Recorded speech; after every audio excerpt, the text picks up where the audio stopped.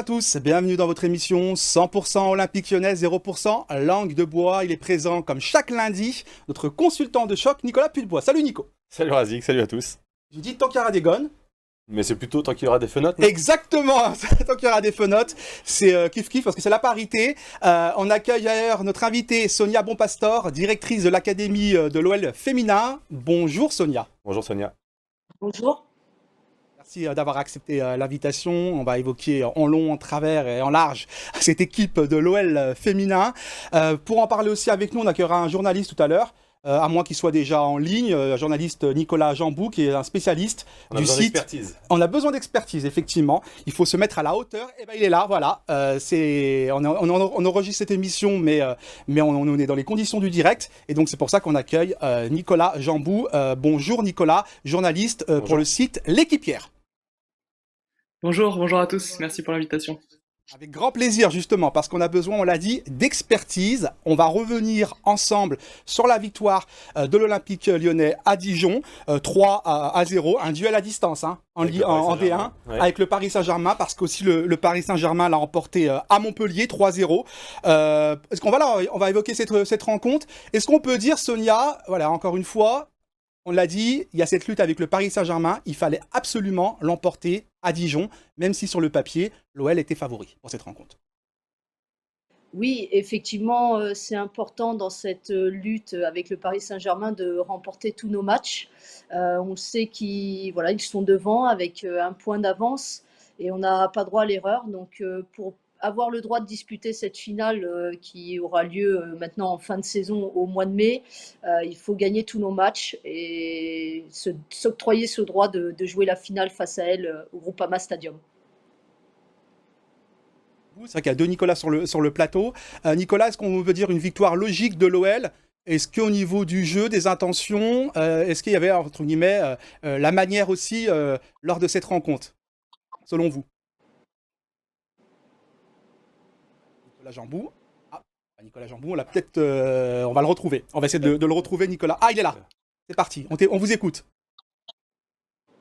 Vous m'entendez ? On vous entend. Donc, je réitère ma question. C'était de savoir un peu si, selon vous, l'Olympique Lyonnais l'a emporté avec la manière à Dijon. Oui, c'était une victoire vraiment logique. Les Lyonnaises ont dominé de A à Z. On a eu des belles occasions et des beaux buts, notamment celui qui est vraiment joli. Il y a eu des beaux mouvements. Ils ont su trouver les espaces dans une défense de Dijon très regroupée. C'était une belle victoire lyonnaise. C'est important de gagner avec soir de première, puisque c'était le premier but de Saki. C'est Saki, Kumagai, si je ne m'abuse. Ouais, et le but aussi de Macario. Son premier but aussi, en D1. Comme l'a dit Sonia, c'est vrai que c'est important de rester au contact pour pouvoir jouer cette finale. On a pu voir qu'il y avait eu un match de Ligue des Champions dans la semaine. L'effectif était remanié et donc du coup c'était important malgré tout d'enchaîner les victoires et de maintenir la dynamique. Et j'ai une bêtise en plus, parce que c'était le premier but de Malard. Melvin Malard, premier but en D1 et premier but. Il fallait pas hésiter à me corriger. Et premier but, effectivement, de Macario en D1. Désolé pour cette petite erreur. Voilà. Il y avait des changements, forcément. Sonia, c'était logique. De toute façon, que ce soit du côté du Paris Saint-Germain, le coach aussi, Olivier Chouafny, a fait tourner. Et Jean-Luc Vasseur aussi a fait tourner. C'était évident parce qu'il y a eu un match avant de Ligue des Champions et un match de Ligue des Champions, le match retour qui va arriver. Oui, le match de Dijon était, comme vous venez de le dire, placé entre les quarts de finale de la Champions League. Donc, l'enjeu majeur reste ce match retour face au Paris Saint-Germain. Ça a permis, comme vous le disiez, de concerner tout un effectif, de donner du temps de jeu à des joueuses qui en ont moins habituellement. Melvin Malard, comme vous le disiez, a pu marquer aussi un but. Ça lui donne de la confiance. Il y a la petite Inès Benyaya aussi de l'académie, sortie de l'académie, qui a fait ses premières minutes en D1 féminine. Donc ça permet de donner de la confiance à tout le monde et d'arriver avec un capital confiance gonflé à bloc pour ce match retour face à Paris. On va découvrir une citation, une déclaration. C'est Wendy Renard, la capitaine de l'OL féminin, après cette victoire de l'Olympique Lyonnais à Dijon 3-0. Wendy Renard, c'était important de maîtriser ce match. On aurait mérité de marquer plus en première période. Il y a eu de beaux arrêts. Ah, ça va faire plaisir à Nico Pulbois. Dans l'ensemble, sur 90 minutes, on a été plutôt pas mal. Le pénalty raté, ça arrive. Je travaille plusieurs manières de frapper. Malheureusement, j'ai échoué.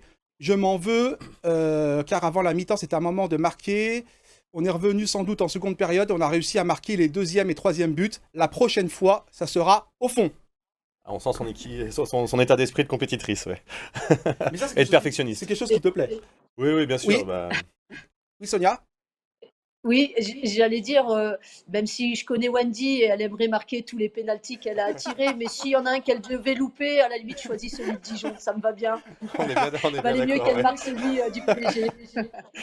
Par contre, ce qui est intéressant, Nico, dans la démarche, dans les attentions, dans la volonté de toujours gagner, même à Dijon. Voilà, on sait très bien, tu as été joueur. Des fois, tu sors d'un match de Ligue des Champions, au Parc des Princes, tu te retrouves à Dijon, ouais, c'est vrai. C'est difficile de se mobiliser. Et c'est là où est la vraie force de l'OL féminin, en fait, c'est cette constante remise en question. Alors je sais que je me répète à chaque fois qu'on parle des féminines, mais c'est exactement ça. Elles ont 3 matchs très intéressants ou très importants dans la saison. Les autres, il faut qu'elles le prennent de manière très sérieuse. Bien qu'elles soient largement au-dessus de leurs adversaires, et c'est une vraie force, et c'est un vrai état d'esprit, et en termes mental, je trouve que c'est une de leurs vraies forces, et c'est ce qui montre que c'est des vraies championnes, c'est qu'il y a une remise en question permanente qui leur permet de battre n'importe quel adversaire, même quand elle est sur classe. Donc l'Olympique Lyonnais qui lâche pas l'affaire, le Paris Saint-Germain qui lâche pas l'affaire. On va regarder le classement de la D1 féminine justement. On va regarder ce classement voilà, avec le Paris Saint-Germain qui conserve 1 point d'avance sur l'Olympique Lyonnais. On le disait, c'est une lutte acharnée cette année au niveau du championnat. Ouais, on voit bien qu'il y a un vrai mano à mano entre le Paris Saint-Germain et l'Olympique Lyonnais qui sont largement devant par rapport aux adversaires. Voilà, d'habitude c'est l'OL qui est en tête du championnat et qui mène le championnat de bout en bout. Malheureusement cette année c'est pas le cas, mais effectivement les filles ont encore leur destin entre les mains avec cette finale. Donc à elles de faire le job contre les autres équipes et pouvoir se permettre de jouer ce match de prestige en fin de saison. Mais la question, l'éternelle question, ou la question qui tue, c'est le PSG est-il favori cette année, Sonia, justement, parce que tout le monde parle de ça, tout le monde dit que le Paris Saint-Germain, c'est l'année ou jamais, quelque part, pour le Paris Saint-Germain, pour inverser la tendance. Alors, c'est vrai que Razik, la situation, Nicolas vient de l'évoquer, on a peu eu l'habitude, en tout cas à l'Olympique Lyonnais, de ne pas mener la danse et de ne pas être leader. Cette année, il faut faire preuve de patience puisque le Paris Saint-Germain réalise une très très belle saison, à la fois dans les résultats, mais aussi dans le contenu de leur match. Donc voilà, il faut en avoir conscience, il faut continuer à travailler, faire preuve de patience, comme je le disais. Mais malgré tout, même si on sent qu'à l'Olympique Lyonnais, on est un peu moins dominateur, quand on prend le match de mercredi dernier, où voilà, sur la première mi-temps, on a un contenu qui doit être meilleur, c'est mieux en deuxième, mais malgré tout, le Paris Saint-Germain n'arrive pas à nous battre. Donc aujourd'hui, le constat, c'est que même quand l'Olympique Lyonnais est un petit peu moins bien, le Paris Saint-Germain ne nous bat pas. Donc en termes de confiance, on est bien encore. Même question pour notre expert, Nicolas Jambou du site L'Équipière. Est-ce que vous acquiescez aux propos de Sonia? On n'entend pas. On n'entend pas. Visiblement pas de réseau. Je ne sais pas si vous êtes à Paris ou vous êtes... Hop, on va essayer de le retrouver. Alors, visiblement, on me dit que dans l'oreillette qu'on va essayer de retrouver Nicolas Jambou. Nico, est-ce que tu es d'accord avec Sonia par rapport à... C'est intéressant ce qu'elle dit, mine de rien, en disant que... Ça, c'est une vérité. C'est une vraie marque de confiance de la part de l'équipe de ne pas être battue par son adversaire direct. Maintenant, on a connu un Noël beaucoup plus dominateur. Les filles ont souvent surclassé ce genre de match, elles l'ont maîtrisé de bout en bout. Là, en Ligue des Champions, effectivement, il a fallu quelques arrêts de Sarah Boidi pour pouvoir maintenir l'Olympique Lyonnais. Nico Pulbois, comme quoi les gardiens sont importants chez les garçons comme chez les filles. J'ai d'ailleurs vu une très très belle sortie dans les pieds, un peu kamikaze, que peu de garçons seraient capables de faire, et Sarah l'a fait, donc c'est plutôt intéressant. Mais ouais, en tout cas, je trouve que l'OL maîtrise un peu moins, qu'il y a un peu moins de fluidité dans le jeu. Elles ont eu l'habitude de nous montrer des choses bien plus léchées, bien plus fluides dans le passé. Ouais, donc par rapport à ce classement, de voir le Paris Saint-Germain en tête. Après, les adversaires travaillent aussi. C'est un peu comme le Paris Saint-Germain cette année chez les garçons. Ils sont au-dessus, mais ils sont rattrapés par les autres. Ils ont l'argent. Et ils ont l'argent. Mais l'OL a l'argent aussi. Donc, non, mais au-delà de l'argent, les adversaires travaillent aussi, progressent. L'Olympique Lyonnais est attendu forcément. Et c'est peut-être pour ça que l'écart se resserre entre le Paris Saint-Germain et l'Olympique Lyonnais. Mais en tout cas, les filles ont encore un temps d'avance, à mon sens. Sonia, il n'y a pas de péril en la demeure. Même si le Paris Saint-Germain est en tête, il n'y a pas péril en la demeure. Selon vous, l'Olympique Lyonnais va remporter ce championnat à la fin de la saison? Oui, alors moi je suis quelqu'un d'optimiste et voilà, il faut garder confiance. On a encore les cartes en main, comme je le disais tout à l'heure. Voilà, en remportant cette confrontation directe, le championnat nous reviendrait sans faire d'erreur sur les autres matchs, on l'a aussi évoqué. Donc voilà, il faut être sûr de nos forces, continuer à travailler, garder confiance. Et effectivement, voilà, s'assurer que dans le contenu de nos matchs, effectivement, on arrive à peut-être mieux maîtriser les événements et ça devrait le faire, effectivement. Hashtag TKYDG, si vous voulez souhaiter réagir, forcément on va prendre des tweets, on va pas hésiter à vous donner la parole justement, vous avez invité à réagir, à intervenir, et puis on va essayer dès que possible de retrouver notre journaliste Nicolas Jambou. Allez, apparemment on l'a, donc on va le retrouver, notre fameux spécialiste Nicolas Jambou qui s'est fait désirer, et on va lui donner la parole pour qu'il puisse nous livrer son sentiment et rebondir sur les propos, que ce soit de Nicolas Puybois ou de Sonia Bonpastor. Je suis là, est-ce que vous m'entendez? Alors, moi, mon avis, oui, il est forcément plus nuancé peut-être que celui de Sonia Bonpastor. Je pense que le Paris Saint-Germain, cette année, a vraiment franchi un cap. Ça se voit dans le jeu, ça se voit dans le nombre de buts marqués, dans le nombre de buts encaissés. C'est la meilleure défense et la meilleure attaque du championnat de Arkema cette saison. Le Paris Saint-Germain et l'OL est deuxième dans les deux classements. L'OL marque moins de buts que les autres années. Il me semble que toutes les autres années, à part l'année dernière, puisque la saison n'était pas terminée, l'OL marquait plus de 100 buts, ou en tout cas était proche des 100 buts. En ce moment, l'OL est actuellement à 55 buts marqués en championnat. Donc je pense que l'absence d'Ada Hegerberg se fait ressentir, malgré le fait que Nikita Paris soit une bonne attaquante qui se procure beaucoup d'occasions. Elle n'a pas le rendement d'Ada Hegerberg. Et puis les autres autour d'elle, peut-être, sont encore en apprentissage. On a évoqué Melvin Mallard. Elle montre beaucoup de belles choses, notamment en Ligue des Champions. Mais elle n'a pas non plus le rendement encore d'une grande attaquante comme Ada Hegerberg. Elle est encore en apprentissage. Donc voilà, il me semble que le Paris Saint-Germain est bien armé. Paris Saint-Germain fait très bonne impression, même au premier match quand ils ont battu l'OL sur la phase aller. Le Paris Saint-Germain avait dominé, le Paris Saint-Germain s'était créé beaucoup d'occasions et c'était pas forcément le cas les autres années dans les confrontations. Donc voilà, le Paris Saint-Germain a franchi un cap pendant que l'OL peut-être est en train de se renouveler avec Damaris Segurola, avec Macarena Macario, pardon. Il y a un renouvellement à l'OL et en plus il y a des cadres absentes. Donc Nico, finalement, c'est-à-dire que les autres équipes se sont renforcées, notamment le Paris Saint-Germain. L'OL, forcément, si tu as des nouvelles recrues, il faut laisser du temps. C'est une phase de transition et c'est plutôt intéressant justement de garder un fort niveau d'exigence et de résultats et de performance malgré tout. En phase de renouvellement, c'est jamais facile d'obtenir des résultats et les filles, pour le coup, obtiennent. Elles ont encore leur destin entre les mains, elles sont en ballottage favorable en Ligue des Champions, en quart de finale de Ligue des Champions. Donc malgré ce renouvellement, malgré l'absence de cadre, Ada, qu'on avait reçu sur ce plateau, qu'on aime beaucoup, voilà, il y a beaucoup de choses qui manquent à l'Olympique Lyonnais par rapport aux autres années et malgré tout, elles sont encore en course pour la Ligue des Champions et championnat. Donc c'est là où on voit les grandes équipes, les grands clubs, c'est-à-dire que malgré le renouvellement de l'effectif et des joueurs et des joueuses, l'OL tient la route. Il monte au créneau, vous avez vu Nicolas Puybois, c'est un vrai Lyonnais. Hein. Là il s'est agacé, il a entendu qu'on disait du mal de l'Olympique Lyonnais. Il a dit c'est pas possible, il faut arrêter le Paris Saint-Germain. Non, mais il y a des motifs de satisfaction quand même. Ce que je veux dire, c'est qu'il ne faudrait pas que ces victoires, même le quart aller de Ligue des Champions, cachent un petit peu les problèmes qu'on peut voir dans le jeu.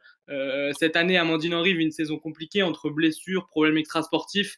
Elle n'est pas à son meilleur. Jennifer Marozan, c'est pas la plus grande Maru.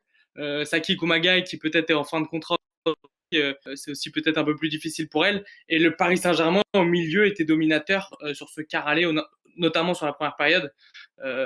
Donc voilà, il y a quand même des problèmes de fond à l'OL qu'il faut corriger. je pense. Il n'y a pas de problème, de toute façon, on n'a pas de langue de bois. Et puis j'ai toujours dit, et c'est vraiment quelque chose que je pense en plus, sincèrement, que pour la parité, on doit être aussi juste. C'est-à-dire que si on se permet d'être exigeant avec les garçons, il faut l'être aussi avec les filles. Voilà, donc c'est tout à fait logique de dire quand c'est bien, il faut le dire, et quand c'est moins bien, il faut le dire aussi, même s'il y a des explications. Oui, c'est un peu moins bien, et ça reste largement convenable, voire supérieur à ce que beaucoup de clubs aimeraient avoir. On va donner la parole à Sonia. Ouais. En tout cas, Nicolas, c'est vrai que les constats que tu fais, on les partage nous aussi, hein, même en interne, au niveau de la direction, voilà, au niveau des staffs. Donc, on a conscience qu'effectivement, il faut rester en haut de l'affiche, il faut garder ce temps d'avance. Donc, on le partage, on travaille voilà, pour garder ce temps d'avance. Tu connais, j'imagine, le président Jean-Michel Aulas. Ce qui est important, c'est qu'il garde les ambitions pour son club, pour le football féminin. Et voilà, on va rester tout en haut et on va rester très fort. Ça, c'est sûr qu'il le connaît bien, le président. On le connaît bien, on connaît son côté novateur et enfin, en tout cas, avoir toujours un temps d'avance. Donc, je suppose que ce qu'il a influé chez les garçons, il l'influe aussi chez les filles et c'est plutôt une bonne chose. On va regarder le calendrier des deux équipes, justement, de l'Olympique Lyonnais et du Paris Saint-Germain, parce qu'on a parlé de mano à mano. Voilà le calendrier, les prochains matchs qui attendent les deux équipes, pardon. C'est bientôt. La fameuse finale, c'est bientôt. Donc, hors Ligue des Champions, D1. Forcément, on est en train de parler de D1. Forcément, c'est logique. À Guingamp, domicile Le Havre. Voilà, on a vu un peu les rencontres. Pareil, alors on pose la même question parce qu'on se pose la question avec les garçons, Sonia. Mais est-ce qu'il y a un calendrier favorable ou finalement pas spécialement? Encore une fois, quand on est l'Olympique Lyonnais, il n'y a pas de petits matchs et il faut toujours gagner. Non, tous les matchs qui vont arriver, il faudra les gagner. De toute façon, comme on le disait, si on veut avoir ce droit de disputer la finale face à Paris sur la fin de saison. Donc, compter sur l'esprit compétiteur des filles du groupe OL pour qu'elles puissent aborder les matchs et se donner le droit de jouer cette finale en fin de saison. Il faut respecter les adversaires. Il n'y a pas de petits matchs, vous le disiez. Toutes les autres équipes travaillent bien. On parlait du Paris Saint-Germain. Bien évidemment qu'Olivier Chouafny arrive à tirer le meilleur de son effectif. Et aujourd'hui, en termes de dynamique, le Paris Saint-Germain réalise une très belle saison. D'autres clubs aussi, voilà, ils vont faire en sorte, en tout cas, vous le savez, on le voit aussi un peu chez les garçons, quand il y a un ogre qui domine, tout le monde veut le faire tomber. Donc chez les filles, ça existe aussi. Tout le monde aurait un plaisir voilà, à battre l'Olympique Lyonnais et à faire en sorte qu'on n'ait pas ce énième titre de championne de France. Donc voilà, à nous d'être concentrés sur les objectifs, de travailler, de se remettre en question. La remise en question est importante aussi et de faire en sorte voilà, d'aborder les matchs avec cet esprit de compétition pour les gagner. Lorsqu'on a préparé cette émission, il y avait pas mal de réactions, dont l'une réaction, c'était un supporter fan un fidèle d'Olympique Lyonnais.com, le site internet, et il posait des questions sur Ada. Est-ce que vous pouvez, Sonia, nous donner des nouvelles d'Ada? Justement, il y a pas mal d'inquiétudes chez les supporters. Elle est en phase de reprise. Est-ce qu'on peut espérer, même si, encore une fois, c'est plutôt normalement au coach et au staff, hein, effectivement, de se positionner par rapport à ça. Mais est-ce qu'on peut espérer la voir d'ici la fin de saison? C'est compliqué. Voilà, est-ce que vous pouvez nous donner quelques petites nouvelles, sans trahir le secret des vestiaires? Oui, effectivement, c'est vrai que voilà, sur l'aspect médical, vous savez que le secret médical, ils aiment bien le garder. Mais voilà, effectivement, Ada là, est en train de travailler pour espérer revenir avant la fin de la saison. On croise les doigts pour que ça puisse le faire. Mais c'est vrai que voilà, si on pense à elle plus personnellement, elle a vécu vraiment des mois très difficiles sur le plan moral, des hauts et des bas, beaucoup de bas. Donc voilà, c'est une saison qui est peu évidente. En tout cas, c'est quelqu'un qui voilà, ne lâche rien. Mentalement, elle s'accroche et elle fait tout pour revenir le plus vite possible. Voilà, donc nous, on est là pour l'accompagner dans ce sens. Merci d'avoir joué le jeu en tout cas, ça va ravir Jeannot06 parce que régulièrement il nous pose des questions sur le site en nous disant Ada, on attend Ada. Donc voilà, tout Lyon attend Ada. Allez, on va enchaîner avec le deuxième thème justement, on va parler de Ligue des Champions et on va toujours parler de l'OL et du PSG.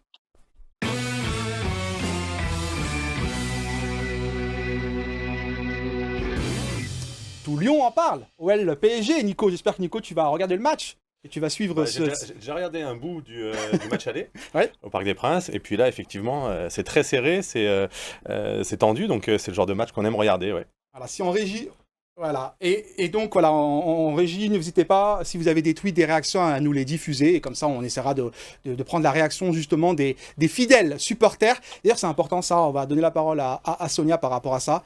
Vous pouvez vraiment compter sur de fidèles supporters. On le voit. Il y a 2 groupes de supporters, ils sont très actifs. Ils assistent dès qu'ils peuvent, ils assistent aux entraînements, ils encouragent via les réseaux sociaux, etc. Ça, c'est très important aussi, mine de rien, de voir cette évolution, de voir ce soutien. Voilà, encore une fois, cette effervescence autour de l'OL féminin. Oui, comme vous le disiez, il y a ces 2 groupes de supporters. C'est vrai que ce sont de vrais passionnés. Ils connaissent tout sur les joueuses, sur l'équipe. Ils sont prêts à faire des milliers de kilomètres pour supporter l'équipe, puisque c'est vrai qu'ils viennent voir des séances d'entraînement, ils viennent voir les matchs à domicile, mais ils se déplacent aussi pour les matchs en Ligue des Champions. Je me souviens notamment d'un déplacement de leur part au Kazakhstan. Donc ça, c'est quand même incroyable. Voilà, ils prennent de leur temps, ils investissent énormément d'argent aussi personnel pour pouvoir se payer ces déplacements.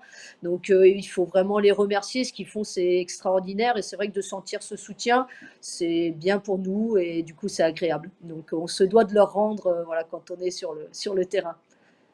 Certains d'ailleurs avaient même fait le déplacement à Bilbao alors que c'était à huis clos. Moi j'y étais aussi en tant que journaliste là-bas. Ils étaient une douzaine à avoir fait le déplacement juste pour accueillir le bus des joueuses au stade à Bilbao pour la finale. Donc c'est assez marquant. Ouais. Du côté de Lyon, c'est pas du côté de Paris. Allez, justement, ce match, maintenant on va parler terrain, messieurs, dames. On va parler terrain, ce deuxième manche, et on prend un tweet. Bah voilà, Willy Pache, on a dit. Je pense qu'il en faisait peut-être partie parce qu'il est à fond Willy Pache. Une colonne vertébrale avec. Alors lui, il parle plutôt du. Alors une colonne vertébrale avec Sarah, Wendy, Amandine et Eugénie. Maro qui va dans le bon sens et Wendy time sur coup de pied arrêté. Il parle pour le match retour. Voilà, il s'est déjà projeté. Il a déjà imaginé le meilleur scénario pour l'Olympique lyonnais. L'OL qui s'était imposé, tu l'as dit Nico, 1-0 au match aller. Ouais, selon moi un peu dans la douleur. Au Parc des Princes. Au Parc des Princes, ouais, avec un penalty selon moi litigieux. Alors après chacun son avis. Hein. C'est pas pour ça que c'est pas parce que c'est mon avis que c'est le bon, mais voilà. Donc voilà. Sauf qui peut, ça tu veux dire. La réussite a tourné en faveur de l'Olympique lyonnais. Je l'ai dit, Sarah Boidi qui nous a maintenu dans le match, un penalty un peu favorable à l'Olympique lyonnais. Donc voilà, c'est la force aussi des grandes équipes que de pouvoir faire tourner dans le bon sens ce genre de match un peu indécis. Ouais, et Sonia, j'imagine que vous partagez un petit peu ce constat. Vous l'avez dit tout à l'heure, en plus, vous avez été transparente. C'est vrai que l'OL en première période a pas mal souffert. C'est le Paris Saint-Germain qui a dominé. Mais l'essentiel, c'était de s'imposer à Paris. Surtout à l'extérieur, en Coupe d'Europe. Oui, effectivement, la première mi-temps a été difficile. Nicolas l'a dit, on a vu une très grande Sarah Boidi. Ça fait partie voilà, de la marque des championnes dans les gros matchs d'être aussi à la hauteur. On a eu une occasion, nous, de notre côté, avec Nikita Paris. Voilà, donc, mais très concrètement, première mi-temps, très en faveur du Paris Saint-Germain. Je pense qu'à la mi-temps, les entrées de Damaris et d'Eugénie Le Sommer nous font du bien. Et il ne faut pas oublier aussi que le PSG revenait d'une période d'isolement, Covid. Donc athlétiquement, elles ont baissé aussi en termes d'intensité. Et ça nous a permis de reprendre un petit peu plus le contrôle du ballon, d'avoir un petit peu plus d'occasions. Et effectivement, il y a ce penalty qui est heureux. Le résultat est aussi heureux. Mais je pense que l'arbitre siffle ce deuxième penalty en fin de match parce qu'en première mi-temps, il y a déjà une action qui est un peu litigieuse dans la surface parisienne et je pense qu'elle a hésité et que du coup, sur le deuxième, elle s'est dit, je ne peux pas laisser 2 occasions comme ça et là, celui-là, je suis obligée de le siffler. Donc voilà un petit peu, mais effectivement, même si de notre côté, c'était mieux en deuxième, c'est un match voilà, dans le contenu qu'on n'a pas complètement maîtrisé. Donc forcément, l'OL devra faire mieux, Nicolas, pour ce match retour, au niveau du jeu en tout cas, et par rapport à tout ce que vous avez évoqué tout à l'heure, sur cette critique, encore une fois, légitime au niveau du jeu, de la régularité, etc.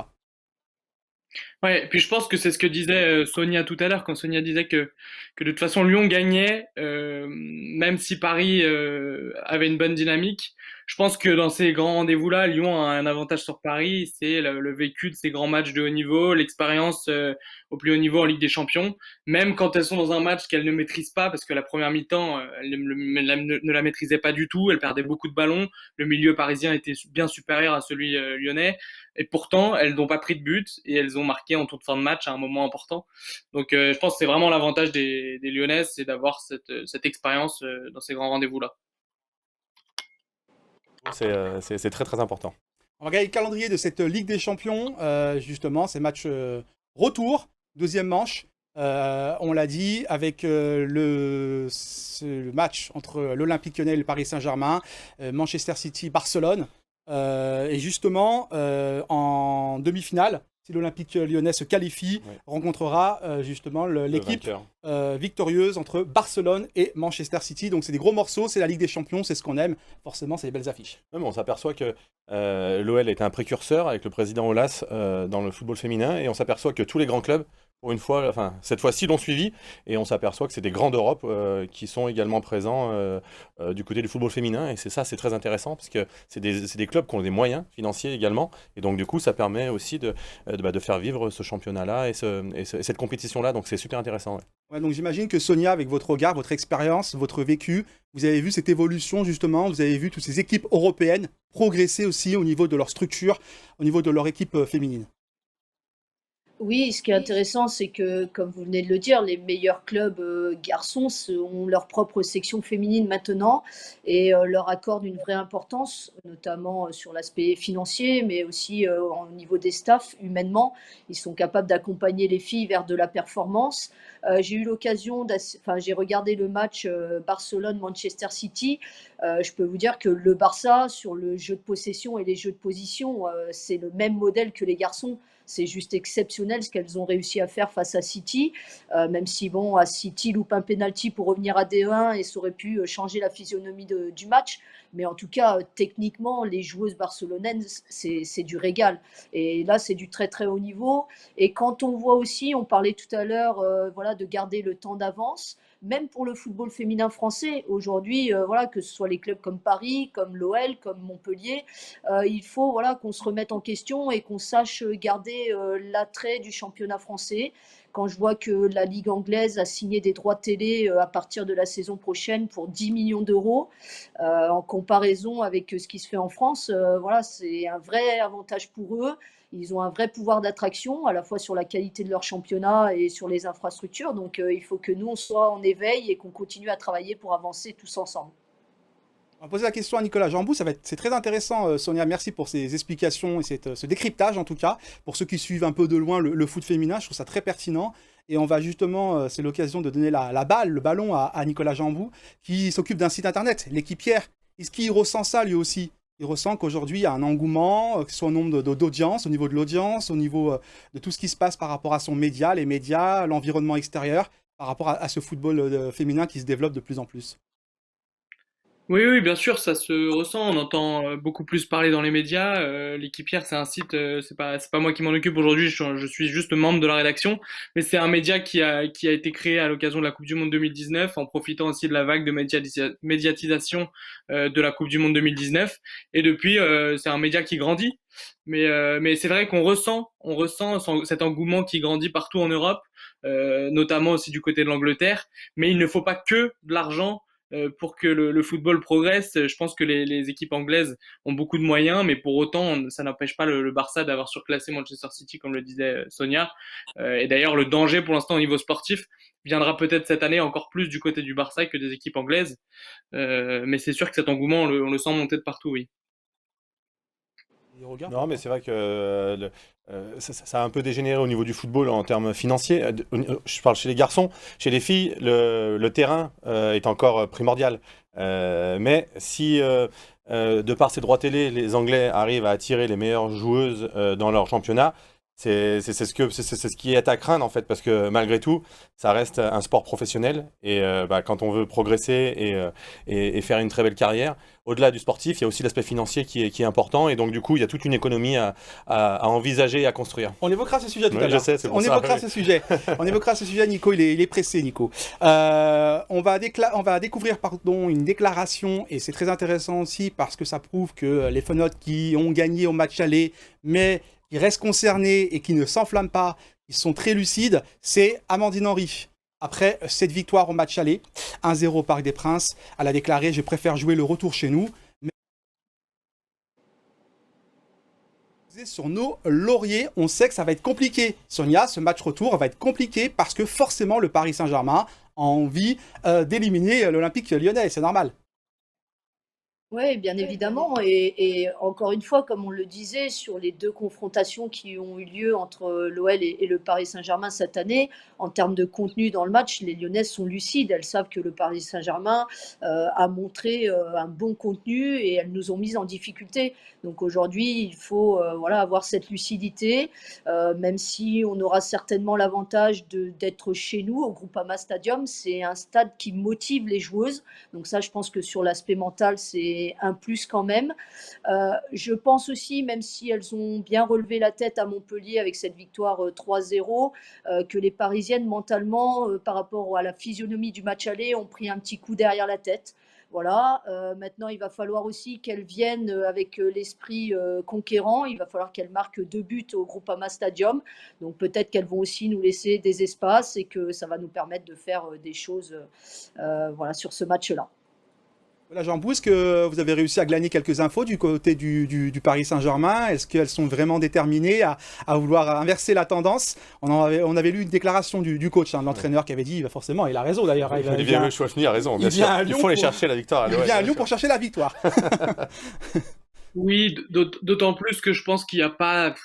Il y a la déclaration d'Amandine Henry, certes, mais je pense qu'il n'y a pas de grosse différence entre les deux stades, domicile extérieur, en temps de Covid. Les deux pelouses sont très belles, les stades sont magnifiques. Dans tous les cas, l'ambiance enfin, le fait de jouer dans des grands stades, ça va galvaniser les joueuses. Donc non, j'ai pas pu récupérer des infos du côté du Paris Saint-Germain, mais c'est sûr qu'elles seront évidemment motivées. Elles sont sur une bonne dynamique. Elles ont ce duo d'attaque, Khadija Toudiani, Marie Katoto, qui est très performant. Elles sont deuxième et troisième meilleures buteuses du championnat actuellement. Voilà, donc elles seront là, Paris sera là et ce sera un beau match serré avec beaucoup d'occasions comme on a pu le voir lors du match aller. On va regarder les statistiques qui concernent ces oppositions entre l'Olympique lyonnais et le Paris Saint-Germain. L'OL féminin a gagné ses 11 précédents quarts de finale et a battu le Paris Saint-Germain en demi-finale 2019-2020 et 2015-2016, ainsi qu'en finale 2017. Mais Paris a été la dernière équipe à sortir l'OL de cette compétition en huitième de finale 2014-2015. Ouais, c'est des statistiques impressionnantes, mais je suis assez d'accord avec Sonia. Le contexte est quand même favorable à l'Olympique lyonnais qui a été gagné à Paris, le match aller. Donc, on n'est jamais confiant dans ce genre de confrontation, mais en tout cas, le Paris Saint-Germain, s'il veut remporter cette rencontre et se qualifier, doit poser des problèmes à l'Olympique lyonnais, et ça va forcément créer des espaces au milieu du terrain ou dans leur dos, et l'OL va pouvoir en profiter. Donc non, je pense que le contexte est favorable, il faut l'aborder consciencieusement, sérieusement, en étant sûr de ses forces. Voilà, l'OL est fort défensivement. Moins fort défensivement, justement, cette saison. J'ai le sentiment là, en tout cas. Ouais, mais ils ont bien résisté face aux assauts des Parisiennes pour le match aller. Donc voilà, si on est sur le même, si on est sur les mêmes conditions mentales, ou elles vont défendre de la même manière. Après, il faut qu'offensivement, on soit un peu plus réaliste pour pouvoir concrétiser nos occasions. Mais le contexte est plutôt favorable à l'Olympique lyonnais quand même sur cette demi-finale. Sur cette carte finale, pardon. Tu vois, je suis déjà en demi-finale, Razik. Défenseur, Nicolas Pilbois, défenseur de l'OL féminin. Est-ce que, Sonia, honnêtement, objectivement, est-ce qu'on peut dire que l'OL a moins son aise défensivement cette saison? Et après, en plus, il y a des explications parce qu'il manque des joueuses aussi. Oui, alors j'allais vous le dire, déjà sur les chiffres, comme le disait Nicolas, le Paris Saint-Germain aujourd'hui a la meilleure défense voilà, dans le championnat. On encaisse plus de buts effectivement que les saisons précédentes, donc ça c'est un constat qui est chiffré. Mais on parlait tout à l'heure de l'absence d'Ada Egerberg offensivement. Je pense qu'aujourd'hui il y a aussi une absence qui se fait ressentir du côté de l'Olympique Lyonnais, c'est celle de Grijenbok, voilà, qui est absente depuis le début de la saison. Et c'est vrai que même si Wendy et Kadisha forment une belle charnière centrale. Voilà, Gridge est un élément solide et elle fait partie de la colonne vertébrale performante de l'Olympique lyonnais. Donc, je pense que son absence se fait aussi ressentir au niveau voilà, des buts encaissés. Voilà Jean-Bou qui souhaitait aussi réagir, je le vois là, qui s'agite. Alors, on va lui donner la parole. Non, je voulais dire, j'allais dire que le plateau est bien optimiste, mais c'est sûr que je pense que pour moi la seule chose qui fait que le contexte est favorable pour l'OL, c'est qu'elles ont un but d'avance. et qu'elles ont marqué ce but en fin de match. Sinon, c'est du 50-50, c'est hyper serré, comme sur le match aller en D Arkema, tout est serré entre les deux équipes. Et voilà, et je pense que du côté de l'OL, ce qui explique aussi la défense un peu plus friable, il y a aussi Ellie Carpenter qui a remplacé Lucy Bronze, qui était une des meilleures joueuses du monde et qui l'est encore à droite. À gauche, il y a eu un changement aussi de latéral puisque Sakina a remplacé Greenwood. Donc voilà, il y a quand même eu toute la défense quasiment à part Wendy Renard qui a changé la défense titulaire. Donc ça forcément il faut s'adapter et forcément que c'est un peu plus compliqué aussi. Nicolas Jambou, honnêtement et objectivement, c'est vrai que quand on gagne 1-0 au match aller, c'est difficile de dire 50-50 au match retour parce qu'il y a quand même une avance, mine de rien. Enfin voilà, c'est ça aussi. Il y a un but à l'extérieur. Ah, c'est ce que je dis. Sans ce but à l'extérieur, ça aurait été du 50-50. Avec le but, il y a une avance. Parce que quoi qu'il arrive, les Parisiennes vont devoir se découvrir si elles veulent remporter ce match. Et il y aura des possibilités en contre pour les joueuses lyonnaises. Enfin voilà, c'est pas la même physionomie de match que s'il y avait eu un 0-0 ou si les Parisiennes avaient remporté le match aller. C'est plus ça en fait. C'est sûr. Précision. Je vous rejoins là-dessus. Encore une fois, ça va, on parle encore de football, ça va. C'était pas le plus juste, le plus objectif possible. Encore une fois, ça ne veut pas dire que derrière. Est-ce que vous souhaitez rajouter quelque chose sur cette rencontre ou vous avez le sentiment d'avoir fait le tour de la question concernant ce match retour, de ce quart de finale, retour de Ligue des Champions? Pressé d'y être, ouais. C'est toujours excitant finalement la Ligue des Champions. Bien sûr, la Ligue des Champions toujours. Pressé d'y être aussi, Sonia. Sonia, ça vient du cœur. Voilà, allez, on enchaîne avec le troisième thème de TKYDG.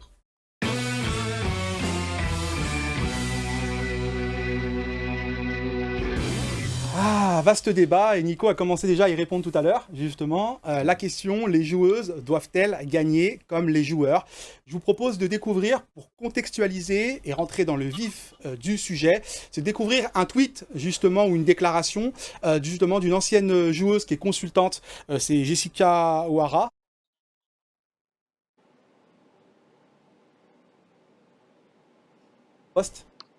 Donc on va revoir le tweet si c'est possible, qu'on puisse le lire ensemble, merci.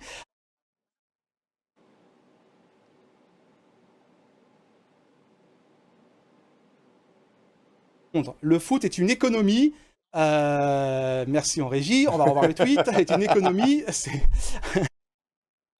voilà, merci, est une économie et les clubs sont des entreprises. Quel club va sortir des gros chèques alors que le retour sur investissement est nul, voire négatif? Soyons réaliste. Alors, je vais donner la parole à notre invité, Sonia Bonpastor. Je sais que Nico, tu as pas mal de choses à dire à ce sujet. Elle est mieux concernée que moi. Exactement. On va donner la parole à Sonia Bonpastor sur cette question, justement, et puis après, je vous donne la parole à tous les deux. Alors, moi, je partage plutôt l'avis de Jessica O'Hara, dans le sens où aujourd'hui, effectivement, l'économie autour du football féminin n'est pas du tout la même que les garçons. Donc, de pouvoir prétendre, quand on est joueuse, à gagner les mêmes salaires que les garçons, je trouve ça ridicule. Il faut se rappeler que quand on prend le modèle de l'Olympique Lyonnais, effectivement, le président Jean-Michel Aulas a créé son équipe féminine en 2004. Et avant de pouvoir avoir un retour sur investissement, surtout en termes d'image, il a fallu attendre 2011, la première victoire en Ligue des Champions, qui a vraiment fait entrer le club dans une dimension différente et il a été reconnu mondialement.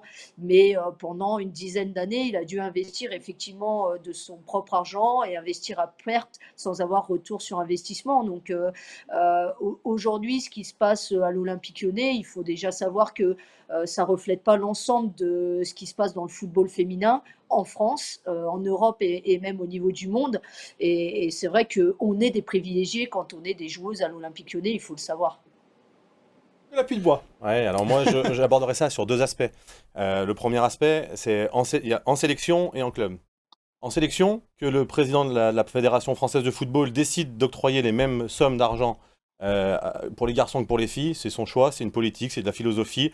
C'est pas la même chose qu'un club qui a un modèle économique avec des rentrées d'argent, avec des droits télé et une masse salariale à gérer.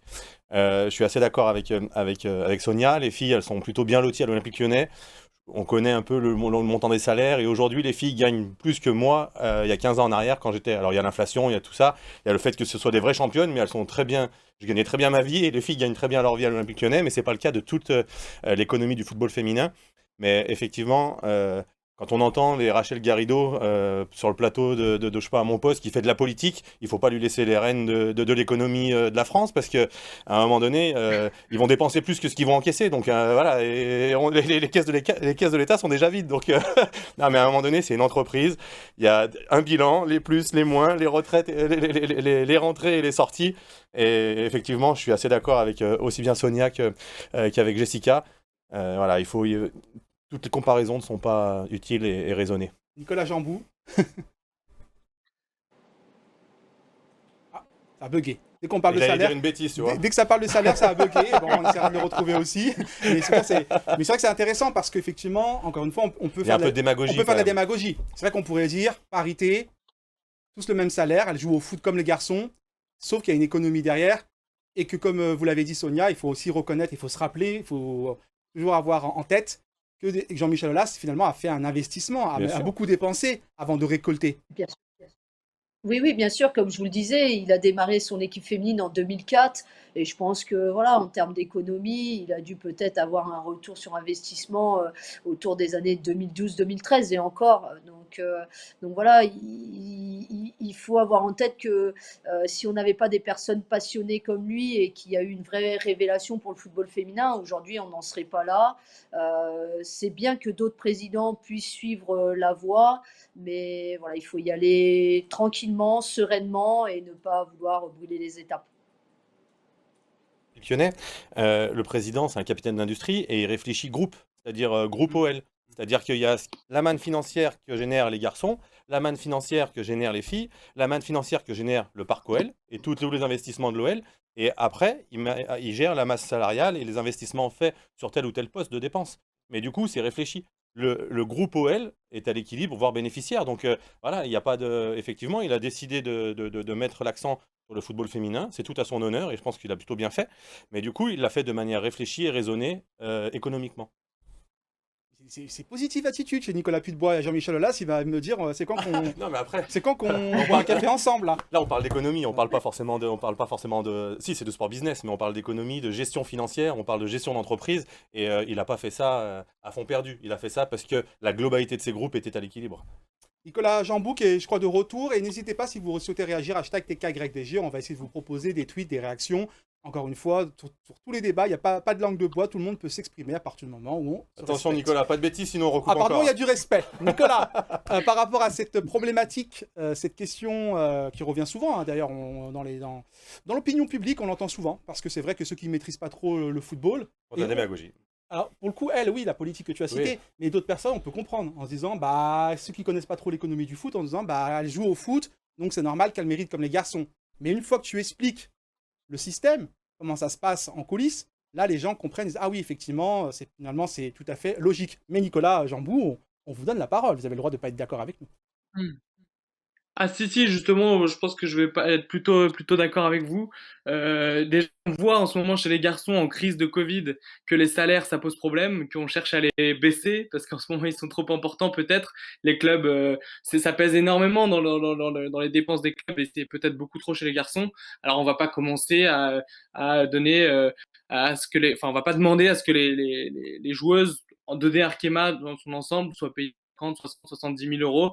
Déjà, il y a dans plein de clubs de D1, elles ont du mal à finir leur fin de mois, elles ont du mal à gagner, elles gagnent 2 000 euros et la moyenne autour de 1 700 là, donc qui n'est pas la moyenne de celle de l'OL féminin.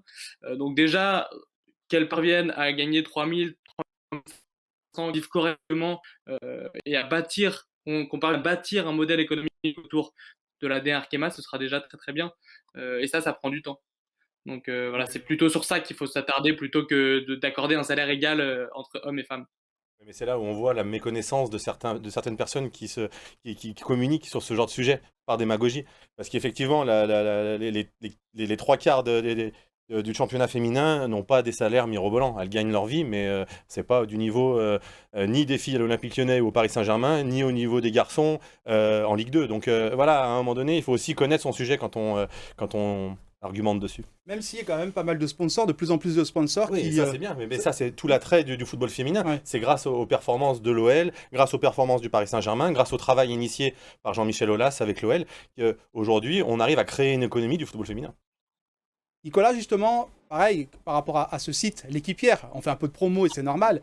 Est-ce que pareil, au niveau des sponsors, est-ce qu'au niveau de la communication, de la publicité, on voit qu'il y a quand même un engouement et c'est en disant, certaines marques, ça c'est intéressant, on a envie de communiquer sur le foot féminin parce que y a des belles valeurs, parce que les filles, c'est vrai, il faut le dire la vérité, les joueuses, elles sont très sympas. Elles ont un capital sympathique qui est formidable, oui. Faut dire, bien sûr. J'imagine que moi, ça me rappelle le foot il y a 25 ans, mais ouais. c'est sûr. Ouais. Oui, ça a changé. Elles sont abordables. D'ailleurs, même pour nous, journalistes, en tant que journaliste, c'est beaucoup plus agréable. C'est beaucoup plus agréable parce qu'elles sont beaucoup plus ouvertes, beaucoup plus...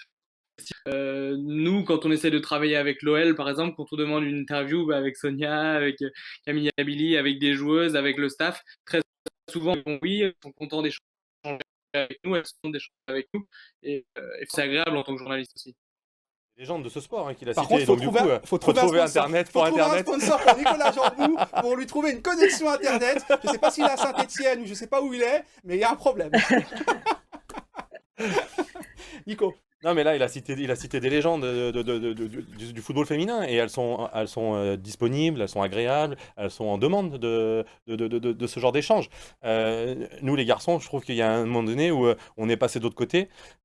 Aujourd'hui, il y en a beaucoup trop qui font leur diva, alors qu'au départ, ce qu'on vient chercher, c'est aussi cette reconnaissance, c'est aussi ce lien avec le public qu'on fait rêver, mais qui nous permettent de vivre de notre passion. Et les filles l'ont très bien compris et que cet état d'esprit perdure, parce que c'est ce qui a été perdu chez les garçons. Allez, on prend un tweet, c'est Luchauvin qui nous dit en termes de résultats, oui, mais toute personne censée connaît le contexte économique qui se situe autour du football féminin. Et de ce fait, il est impossible de rémunérer les filles à hauteur des masculins. Ce n'est pas une question de volonté, mais de faisabilité. C'est ce qu'on a évoqué. Sonia, pour rebondir sur les propos de Nico, effectivement, vous êtes très sympathique, vous l'avez toujours été, c'est vrai, que ce soit à votre époque ou maintenant. Mais est-ce que si ça change au niveau des salaires, il n'y aura pas le même problème finalement que les garçons? C'est toujours la même chose. C'est plus il y a d'argent, plus on se renferme, plus il y a ce star system, entre guillemets. On est envahi par ce star system. Oui, je pense qu'au-delà de l'aspect financier, c'est tout l'environnement autour du football féminin qui est encore un petit peu différent de ce qui se passe chez les garçons. Et c'est vrai qu'on est encore préservé sur 2-3 aspects, ce qui nous permet de garder un peu de proximité à la fois avec les supporters, les journalistes. Et ça, je trouve ça très bien. Mais si je prends par exemple au niveau des jeunes joueuses, ici, moi à l'académie, c'est ma 8e saison en tant que directrice. Et depuis 2 saisons maintenant, toutes les jeunes joueuses ont un agent. Par exemple, je parlais d'environnement. Voilà, aujourd'hui, il n'y a plus de jeunes joueuses entre 15 et 18 ans qui n'a pas d'agent à l'Olympique Lyonnais. Et moi, je me dis, il y a encore 3-4 ans en arrière, ça n'existait pas. En fait, moi, en tant que directrice, mon lien privilégié, c'était la famille, le papa, la maman, la joueuse.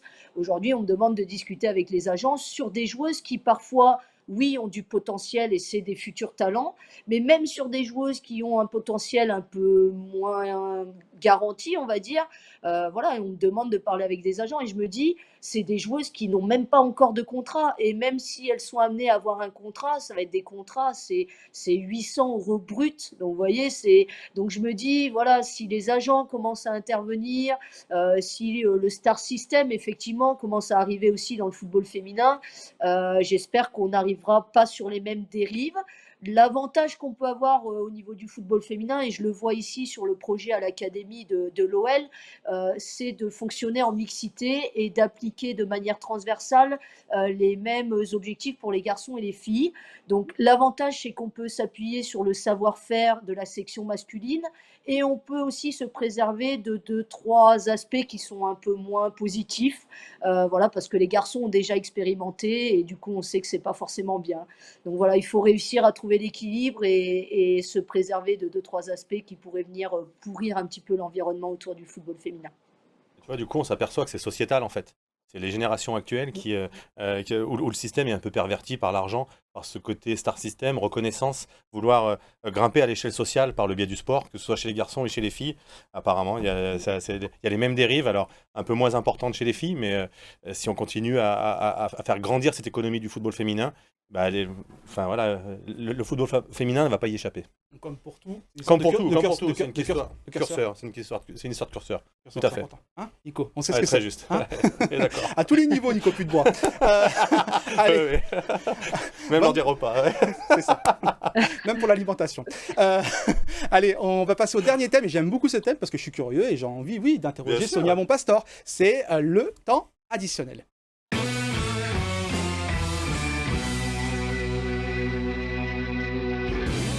Même si elle l'a déjà évoqué, Sonia Bonpastor, sur le grill, directrice de l'Académie de l'Olympique lyonnais, est-ce que vous pouvez nous présenter un peu votre rôle, votre quotidien? Qu'est-ce que vous faites au sein de cette académie pour les filles? Alors mon rôle, c'est de mener à la fois le projet sportif sur l'ensemble de la section féminine. Donc on démarre en U7 chez les jeunes filles, donc des jeunes filles qui ont 6 ans, et donc on va jusqu'en U19. Voilà, donc je manage aussi le projet, c'est-à-dire que voilà, je dois faire en sorte que les staffs aient le projet sportif et le mettent en application sur le terrain.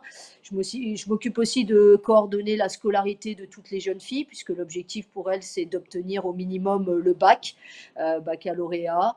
Voilà, puis ensuite, toutes les décisions qui sont prises au niveau de la direction, je fais en sorte de les appliquer en lien avec Jean-François Villiers, qui est le directeur de l'académie. Et en fait, ici, on applique, comme nous le demande le président Aulas, le principe de la mixité. Donc voilà, il y a à la fois le projet humain, le projet sportif, le projet social. Voilà, c'est moi qui m'occupe de mettre en œuvre et d'accompagner, de faire le suivi au niveau de toutes les catégories sur l'académie. Même là, un temps d'avance, Nico. Oui, c'est sûr. Sonia, une petite question. Tu disais par rapport à ça commence au U7. Moi, j'ai connu la période où les filles jouaient avec les garçons contre des garçons. Ça a changé? Il y a un championnat que de filles à cet âge-là ou pas encore? Alors, en fait, sur l'école de foot, on a nos propres équipes féminines, pardon, parce qu'en fait, c'est une demande de la Fédération française qui, dans le cahier des charges des clubs professionnels, demande à ce qu'on ait une école de foot, pardon, avec des équipes féminines. Par contre, toutes nos équipes féminines jouent uniquement contre les garçons en championnat. Et nos meilleurs éléments, puisque c'est un constat que j'ai fait et que j'ai vécu moi aussi à titre personnel, en fait, les meilleurs éléments dans le football féminin, ils viennent de la mixité. Donc aujourd'hui, en fait, pour moi, les meilleures joueuses, on les laisse en mixité, soit ici en interne à l'OL, soit dans nos clubs partenaires. Et à partir du moment où la mixité n'est plus possible, on les récupère. Nicolas Jambou, votre regard, justement, vous, en tant que spécialiste, on va dire, avec votre site L'Équipière, spécialiste du foot féminin, quel est votre regard sur l'Académie OL féminin? Mon regard sur l'académie OL féminin, c'est qu'il y a beaucoup de bonnes joueuses qui sortent de là. Les joueuses qui n'arrivent pas à aller jusqu'au niveau professionnel avec l'OL féminin vont très souvent en D2. Il y en a beaucoup des joueuses qui arrivent en D2 ou qui retrouvent un club un peu moyen ou moins huppé, en tout cas de D1 Arkema. Voilà, je pense qu'après, moi j'aurais une question peut-être aussi pour Sonia Bonpastor, c'est peut-être qu'il y a une frustration. Je sais que c'est peut-être le cas pour les jeunes joueuses de ne pas réussir à aller jusqu'au bout avec l'OL, puisqu'il y a énormément de joueuses internationales de très haut niveau. C'est difficile, à part Selma Bacha et Melvin Mallard en ce moment. Les jeunes joueuses ont du mal à atteindre le haut niveau avec l'OL. Oui, effectivement, c'est un constat et moi, je ne peux pas me satisfaire de ce qui est fait actuellement. Et mon rôle, c'est de faire en sorte que les jeunes joueuses arrivent armées pour pouvoir, comme Selma Bacha l'a fait, jouer avec le groupe professionnel le plus tôt possible. Donc, effectivement, on a fait des constats. L'idée, c'est de dupliquer un peu le modèle des garçons en créant un groupe post-formation, comme le groupe N2 chez les garçons, pour donner un peu plus de temps à nos jeunes joueuses, les accompagner, les former individuellement et collectivement pour leur donner l'opportunité d'intégrer ce groupe professionnel plus armé. Après, dans les constats qu'on a ressortis aussi, aujourd'hui, des joueuses comme Wendy Redard et Amel Majri, ce sont des joueuses qui ne se sont pas imposées dans l'effectif professionnel avant l'âge de 21-22 ans. On voit les derniers exemples, Delphine Cascarino, 22 ans, c'est la première saison où réellement elle devient titulaire. Voilà, il y a des joueuses comme Melvin Mallard, 21 ans aussi, qui commence à grappiller du temps de jeu. Donc ce constat, on l'a fait et on a organisé en interne nos groupes d'entraînement justement pour offrir la possibilité de 18, 19, 20, 21 ans aux jeunes filles de pouvoir soit être prêtées dans des clubs en D1 ou à l'étranger, comme c'est le cas de Grace Casadi à l'Atlético Madrid, pour qu'elles puissent s'aguerrir et gagner du temps de jeu, soit pour qu'en interne, on puisse continuer l'accompagnement et individualiser leur parcours de formation pour leur laisser un peu plus de temps d'arriver de manière plus aguerrie dans ce groupe professionnel. En tout cas, on parle de plus en plus de l'OL féminin, on parle de plus en plus du foot féminin, et c'est vrai qu'on a profité, nous, déjà, on souhaitait faire cette émission et c'était important de valoriser l'OL féminin et aussi d'interroger les Lyonnais, leur demander, voilà, finalement, on prend un micro et on dit aux Lyonnais, OL féminin, qu'est-ce que ça vous parle?